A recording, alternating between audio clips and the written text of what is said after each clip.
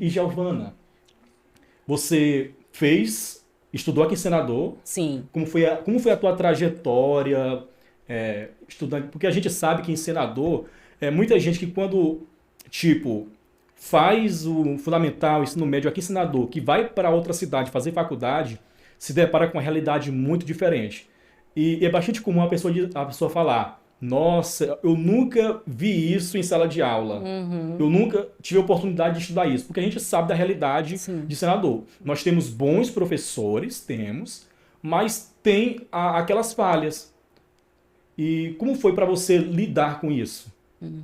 É assim, a principal coisa que eu notei quando eu fui estudar fora foi o meu atraso em matemática. A gente passou um tempo, acho que foi a quinta série, que a gente passou sem professor, uns 6 meses quase. Isso faz muito tempo. Acho que quando teve um conflito aí é que tiveram que trazer um professor lá, acho que se eu não me engano, de Presidente Dutra. Então, como a defasagem no ensino da matemática, para mim, principalmente, aconteceu de maneira muito brusca, assim, acabou que quando eu cheguei no colégio de Teresina, né, que era um colégio público, mas era um colégio até que era bom para ser um colégio público, que era o Liceu Piauiense, né, vinha alguma verba para lá, porque é um prédio centenário e eles tinham mais ou menos um cuidado, que também não eram essas coisas. Mas quando a gente chegou, quando eu cheguei para estudar lá, eu percebi assim a minha meu déficit mesmo, que era um pouco grave, quase. Eu era boa em matemática aqui em Senador Alexandre Costa, até certo período, né? Depois aconteceu isso e eu acho que também o interesse pelas letras, pelas as disciplinas de humanas também fizeram isso, né? Acabei me desleixando, então física, química e matemática eu só passava arrastada. Então, mas fiz história, português, literatura, essas coisas, a gente era super tranquilo. Mas o que mais me chocou foi a questão da biblioteca, da estrutura da biblioteca, né? Porque aqui a gente tinha uma biblioteca que, como eu disse, foi o nosso berço ali, acho que literário aqui da cidade naquela época. Mas quando a gente chegou na biblioteca do liceu, era uma biblioteca muito mais rica, muito mais atualizada, e eu passava horas lá lendo, às vezes até gaseava a aula, não vou mentir, não façam isso, crianças. Mas eu gaseava a aula para estar lá na biblioteca, porque eu pensava assim, ó, eu vou aprender mais aqui do que às vezes na aula, né? Mas, no meu tempo, pelo menos, a educação era um esforço muito grande do pessoal daqui, dos meus professores. Então, professora Joana, professora Linhares, Dona Graça, professor Aldo na matemática, professora Glória também. Puxou Mas muito minha orelha. isso, mas a Linhares, a professora Linhares, para mim, a professora Joana, foram grandes referências, assim, de dedicação de verdade. Então, tem coisa que ainda hoje eu só lembro e eu só acho que ainda sei por conta de uma aula inesquecível da professora Linhares. Ela era carrasca, mas a gente se dava muito bem. Eu tive a oportunidade de estudar com ela uma vez só. Foi. Foi. O pessoal, todo mundo achava ela assim, muito assim, mas eu adorava. Eu acho que, tipo, no meu tempo de fundamental, Uhum. tipo, a professora Eliane, as pessoas falavam, é Aham. carrasca, joga Aham. esponja. Mas pra mim Joga foi, esponja na tia mas Netinha. para mim foi a melhor professora. E acaba Foi. que se a gente for dar ouvido também a muitos falatórios, que a É. gente cria aquele monstro na cabeça. Isso. E não E é pra mim foi a melhor verdade. professora, Não é pra mim, no verdade. fundamental ali, Uhum. porque com ela minha visão mudou muito. Até porque era muito atentado.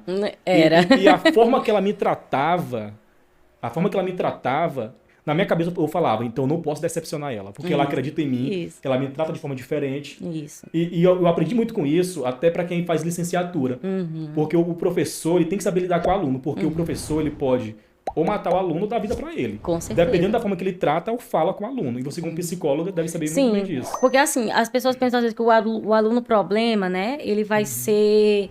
Se você tiver uma postura arredia com ele, é a melhor forma de educá-lo. Sendo que é totalmente diferente. Como você disse, você era danado. E a professora te compreendeu, te abraçou. E você já tinha uma ligação significativa com ela.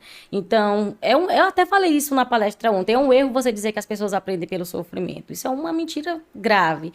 Porque se existisse de fato isso, não existia a profissão, não estava nem ganhando meu arroz com feijão hoje. Porque se existe a profissão do psicólogo, é porque os sofrimentos adoecem as pessoas. Da mesma forma com os professores. E eu acho que o professor, ele tem isso, porque ele tem disciplina de psicologia. Então, de não abraçar só os bons, abraçar os ruins também, né? Mesmo que às vezes ele que o professor às vezes se canse e se adoeça também no meio do caminho, né? E também tem que se atentar para isso. Mas na trajetória de senador, assim, apesar a culpa, eu não culpo os professores, eu culpo mais os recursos que eram poucos. Mas Por exemplo, minha paixão pela literatura. A Linhares reforçou isso de maneira muito, muito, muito legal. Dona Graça também.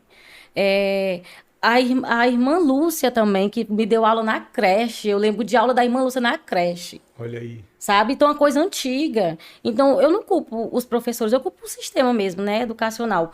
Mas eu lembro que as coisas que me interessam hoje só me interessam da forma que interessam por conta dessa gente, todinha que eu tô mencionando e outros que eu posso estar esquecendo. E a gente vê a importância do bom professor, do professor guerreiro, Isso. do professor que mesmo com poucos recursos, mas faz acontecer. Faz. E em Senador a gente tem esses professores guerreiros. Tem. A gente... Devo minha formação a eles também, de certa forma. E a gente vê que apesar de tudo isso, tem muitos alunos que saem para o mundo afora aí buscando os seus sonhos.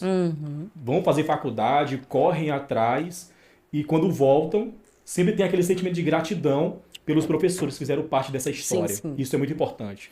É por isso que eu falo que o professor tem uma importância muito grande. Tem. Muito grande.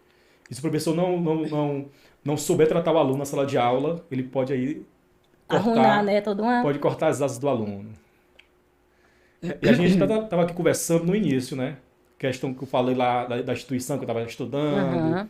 Quando o professor ele tenta humilhar o aluno, o professor ele tem o prazer de reprovar o aluno. Para mim, isso daí ele não é um professor. Ele está ali, ele tem aquele senso de poder, de autoridade. Eu sou autoridade aqui, quem manda é eu. E às vezes não aceita nem o aluno fazer uma pergunta, porque se o aluno fizer uma pergunta, tá desrespeitando ele. É verdade. Isso é muito grave. É muito grave. Tem um escritor muito bom aqui no Brasil, que eu gosto muito dele, que é o Lima Barreto. Que ele criticava muito essa questão aqui no Brasil, que o Brasil... É uma coisa, é claro que ele tratava em termos de vício e tal, mas ele falou que é é uma coisa histórica, que o brasileiro tem muita, às vezes tem muito essa questão da autoridade, daquele desejo muito forte de hierarquia, e de estar subindo, de estar humilhando os que estão embaixo, mesmo que você já foi uma vez de baixo. Então, nos professores não seria diferente. Nos psicólogos, que não deveriam ser assim, são.